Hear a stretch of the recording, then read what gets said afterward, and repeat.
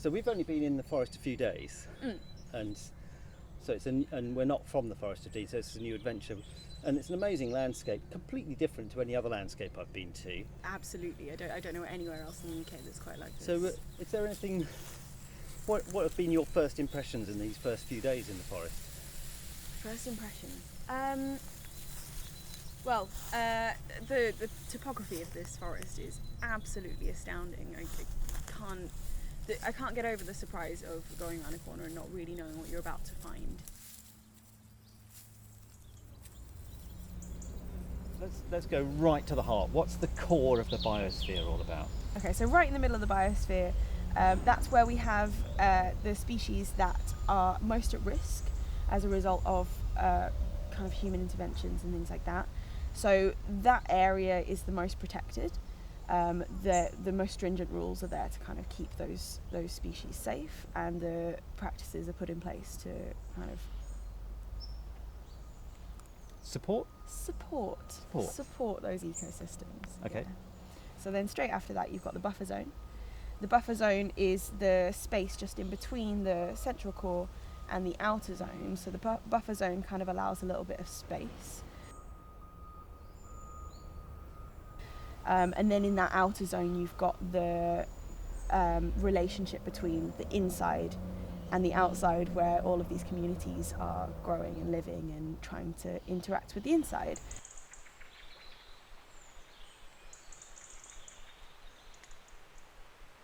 So the focus of that outermost shell is trying to get communities to work with the forest and work with the ecosystems in the forest in a sustainable way.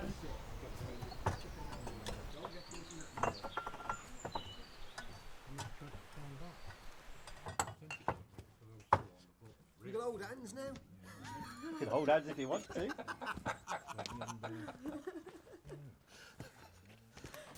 Everywhere's dangerous. Okay. Off the edge. Everywhere's dangerous. It's a good answer. That's one of the things to think about free mining. To all intents and purposes, we've always been here. Yes. So we've had so many changes. We've had changes in governments, changes in monarchs, changes in administration, changes in environment, but we're still free mining. So, in a way, you're saying you've kind of, the free mining has very much got its roots in the forest. It's part of the part of the human interaction with the forest. It's an essential kind of ingredient to that. Absolutely unique, because not only is it's got its, I think you hit the nail on the head there. It's got its roots in the forest, because as you've probably realised from your visits, there's a whole world underground which people don't normally see. That doesn't mean to say it's not there. So that underground world has been going on for hundreds and hundreds of years. And bits of it obviously pop up and are visible. Yeah. But the extent of the mine workings is actually huge, isn't it? It's huge, yeah. So most of the forest, the main forest, is undermined. Geological origin goes back about 300 million years. As most people know, this was a forest 300 million years ago.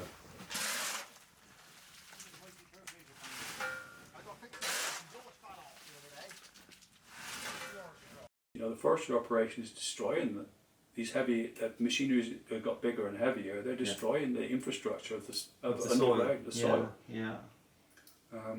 So we're learning about that as well. Previously, when stuff was taken out with horses, nobody had a reason to think that was damaging, and it wasn't, because there's only the first couple of inches in the soil. Yeah. But now, as machinery has got bigger and bigger, they're so powerful, aren't they? So big, and the ruts are so deep. Yeah. It's actually having, I would argue, a detrimental effect on the actual structure of the soil. Yes. Which is very interesting from the point of view when you're talking about biosphere. Yes. Because this is all supposed to be linked up, so you can say, well, do we want to really harvest in this way anymore? No. And then Kevin would say, well, how am I going to get my timber off? And we'd say, well, we need to find another solution. You really care about this stuff, don't you? I love it. That's why I'm still living in the forest. That's why I'm taking part in films like this.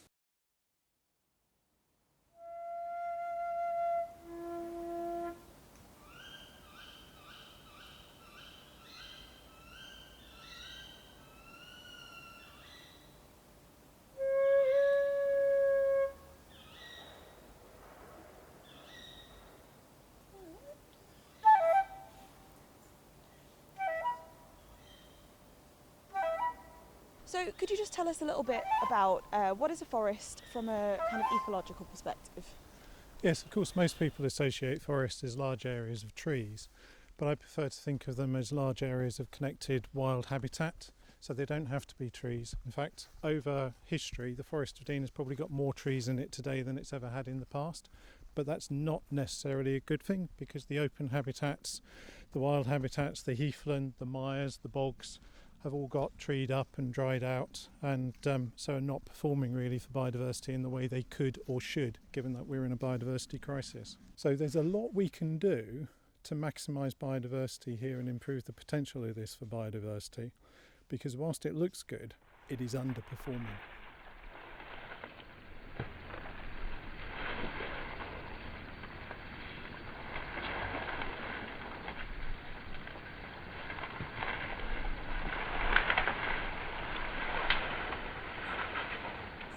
But also it's a really good place over there for willow warblers. Ah, the ones that you were talking about Yes, earlier. that's right. So the little willow warblers green really ones. love it. There was a really good, quite dense population of maybe 5 or 6 males in there this year. You know, indicating it's a really good site for them, you know. And I really like that you're making this point about, you know, even though the forest is under threat and there are some problems with the ecosystems in the forest, you're making a really good point of it's still a nourishing environment for so many species. So it's got the potential absolutely. to really blossom and really bloom here, but we just need to be careful about how we go forwards. Exactly. And I think the way in which lots and lots of conservation work is going now across the UK, it's thinking about nature recovery networks, it's thinking about connectivity, and it's thinking about things on a landscape scale. So in effect, really, you don't want to just be thinking about the Forest of Dean. You want to be thinking about how the Forest of Dean connects up with the Wyre forests. You want to think about how the Forest of Dean connects up with the woodlands in the Wye Valley, but also beyond the Wye Valley, you know, over towards Abergavenny and beyond into South Wales. And like you just said, you know, we've got plenty of species that migrate from West Africa and come back here. So what we do to these species here is going to impact their wildlife right. over in West Africa. Absolutely. So, you know, it's a global thing, which is why I really like the idea of a biosphere designation, because it does make the forest, it puts the forest on an international map as opposed to a very local map. Absolutely.